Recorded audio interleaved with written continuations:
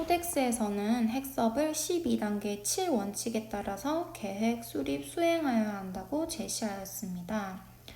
1에서 5단계는 위해 요소를 분석하기 위한 준비 단계이며 6에서 12단계는 해썹을 실천 관리하는 단계입니다.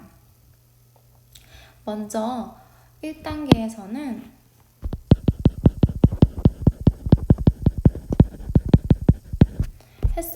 해썹의 팀을 구성하는 것이 먼저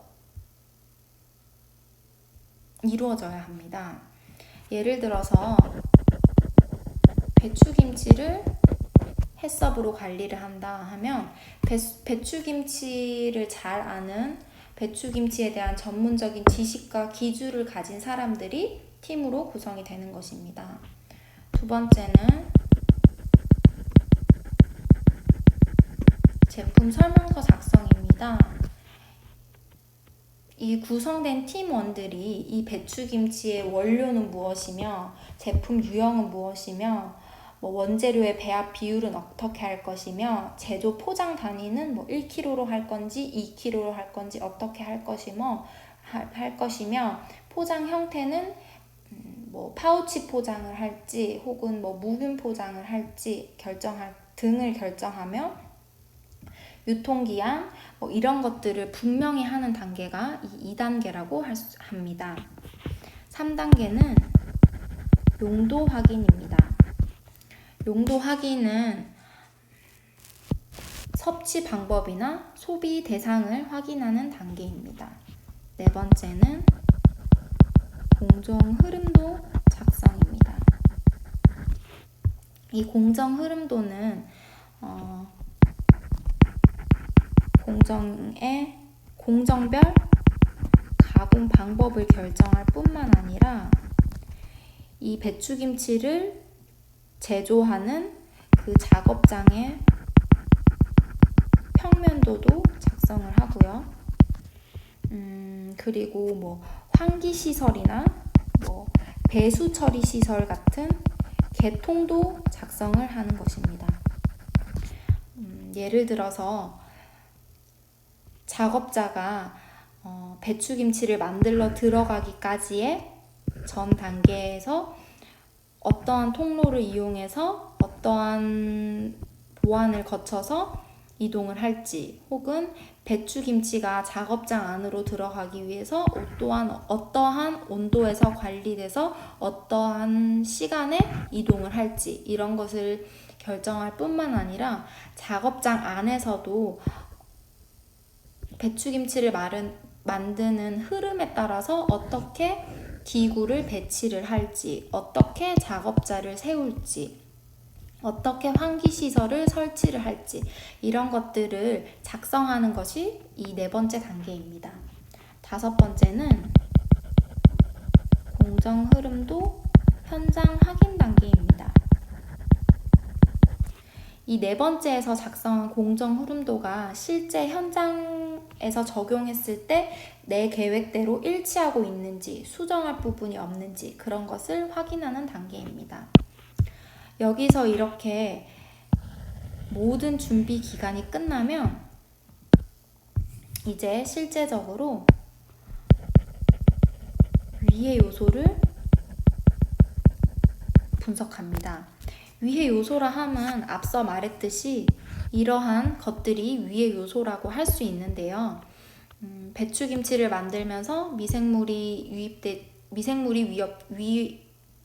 유입될 위험이 없는지, 중금속이 들어갈 혹시 공정은 없는지, 혹은 이런 것들을 분석하는 단계가 6단계라고 할 수 있습니다. 7단계는 중요 관리점 결정입니다. 즉, 이러한 위해 요소가 발생하지 않기 위해서, 예방하기 위해서 어떠한 시간과 온도로 이 배추김치를 관리할지 그것들을 결정하는 것이 이 7단계라고 할 수가 있습니다. 다음으로 한계 기준 설정입니다.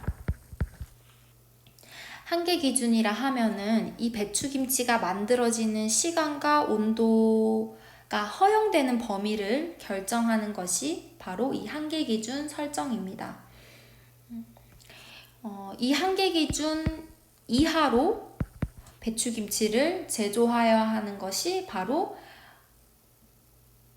포인트가 될 수가 있고요. 이 한계 기준은 포인트가 최대치로도 제시가 될 수도 있고 최소치로 제시가 될 수도 있습니다. 예를 들어서 포도산 구균 같은 경우에는 40도씨에서 발화가 된다 하면은 이 배추김치를 만드는 작업장은 40도 이하여야 할 것이며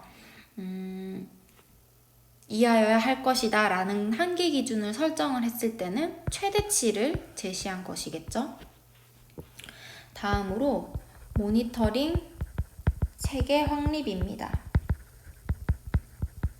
즉, 이 위의 요소를 분석하고 중요 관리점을 결정하고 한계 기준을 설정한 것에 대해서 잘 지키고 있는지 어떻게 관찰이나 측정을 할지 그것을 결정하는 단계입니다. 10단계는 개선 조치 방법 수립입니다. 9단계에서 모니터링을 했을 때 이 한계 기준에서 벗어날 경우 어떻게 개선을 할지, 안전성에 문제가 있을 가능성이 있는 것들에 대해서 조치를 하고 동시에 혹시 위반되는 것들이 있다면 그것을 배제하고 원래대로 돌리는 것이 바로 이 10단계입니다. 11단계는 검증 절차 방법 수립 단계입니다.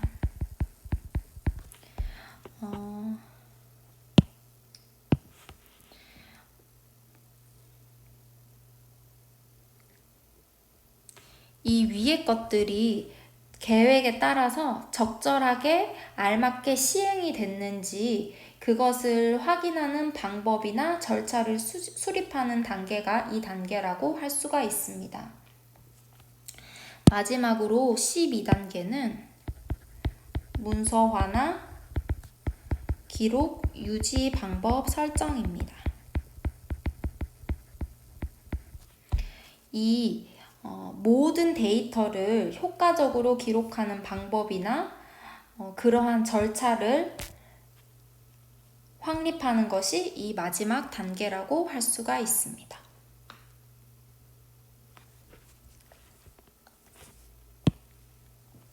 다음으로 농산물 이력 관리 제도입니다. 여러분, 오늘의 마지막입니다. 조금만 힘내세요. 농산물 이력 관리 제도란 농산물을 생산 단계에서부터 판매까지 각 단계별로 정보를 기록 관리하여 해당 농산물의 안정성 등의 문제가 발생할 경우 역으로 추적하여 원인 규명과 필요한 조치를 하기 위하여 마련한 제도인데요. 농산물 이력 관리 제도는 이러한 스티커를 보면 알 수가 있어요. 이것은